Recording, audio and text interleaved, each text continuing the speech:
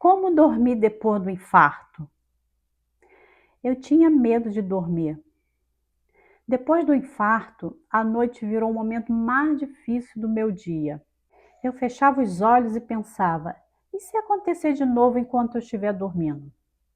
Então, se você sente medo quando o silêncio chega, esse vídeo é para você. Olá, eu sou Luciana e sobrevivi a um infarto e descobri que a maior batalha não foi no hospital, foi na cama quando eu precisava confiar. Eu quase morri, mas aprendi a viver. E hoje eu quero te ajudar a reaprender a descansar. A minha primeira noite em casa parecia tudo diferente. Tive que adaptar uma cama na minha sala, porque o meu quarto é na parte de cima, então eu teria que subir escada. Então, assim, até hoje ainda estou dormindo na sala. Eu confesso que não foi nada fácil para mim as primeiras semanas dormindo em casa, porque o meu corpo ainda achava que estava no hospital. De madrugada, aquele silêncio pesado, né? Eu ficava ouvindo o meu próprio coração bater e eu ficava checando a pulsação toda hora, porque eu tinha medo de morrer, eu tinha medo de dormir e acordar e não acordar mais. A verdade era essa. E quando eu conseguia dormir, era aquele sono leve.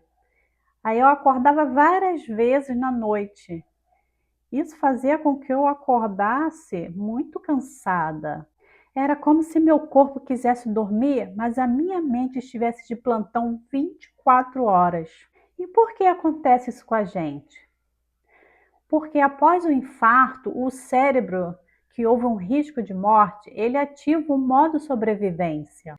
Então, meu corpo tinha sobrevivido, mas minha mente ainda não tinha entendido que o perigo havia passado. E agora eu vou te falar 3 motivos que aumentam o medo à noite.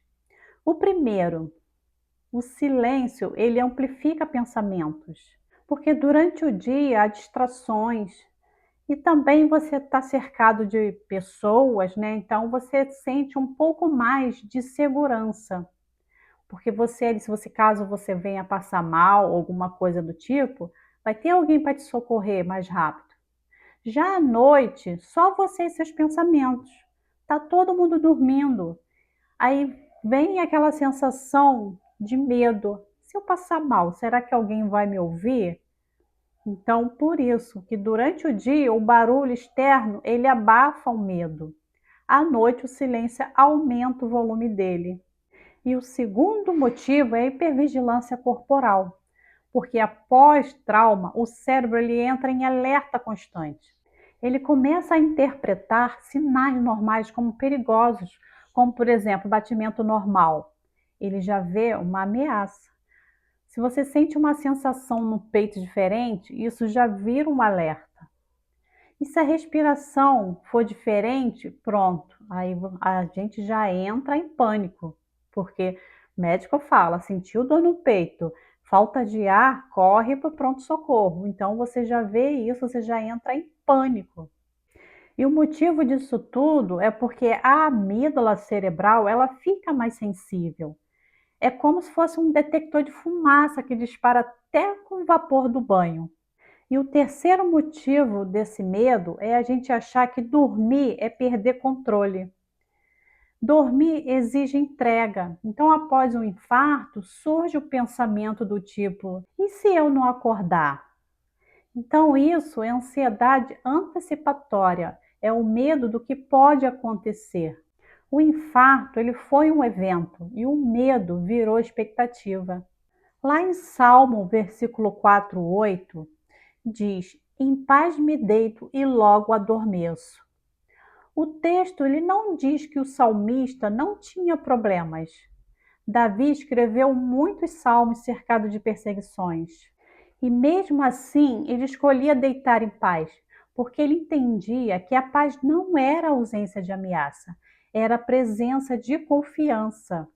E você, está esperando não ter medo para dormir ou está esperando confiar? Lá em Salmos 121:4 diz: Eis que não dormia, nem dorme o guarda de Israel.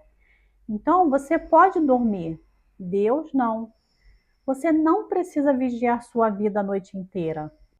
Nós precisamos ser como uma criança que dorme tranquila porque sabe que alguém maior está acordado. E esse maior é Deus. Elias estava esgotado, estava exausto, com medo. E o que Deus fez? Não cobrou desempenho, deu descanso. Então, às vezes, a espiritualidade que cura não é mais esforço, é permissão para parar. Já falamos de ciência, já falamos de fé, agora nós vamos para o exercício. Esse exercício ele é poderoso. Ele se chama ritual de segurança noturna. O cérebro ele aprende por repetição. Então crie um ritual fixo antes de dormir. Se você começa a fazer isso todos os dias, isso vira um hábito. Então o passo 1 é desligar telas 40 minutos antes de dormir. Eu sei que é difícil. Às vezes a gente gosta, eu mesma às vezes gosto de estar vendo filmes, ou então ficar no celular. Isso é prejudicial para o nosso sono. No passo 2, você vai começar a diminuir as luzes. Se você tem aquela luz que você consegue controlar a luminosidade, você vai começar a baixar. Eu não tenho essa luz.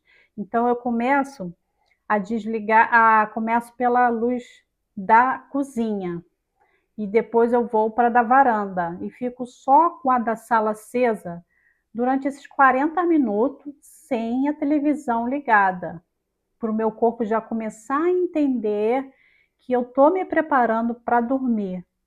Então, quando você já estiver com sono para ir dormir, você vai sentar na cama e vai fazer 5 respirações profundas e fazendo uma oração curta.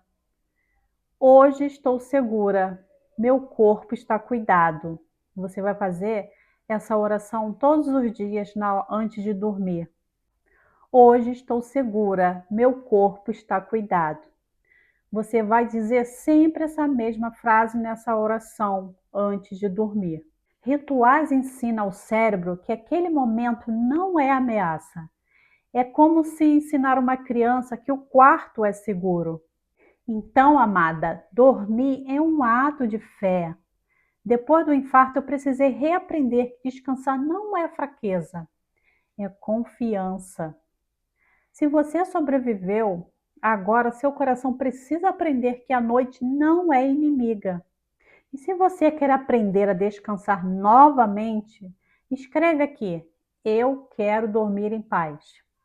E se você está reconstruindo o seu coração depois de um susto na saúde, se inscreva. Esse canal é para mulheres que sobreviveram e querem voltar a viver.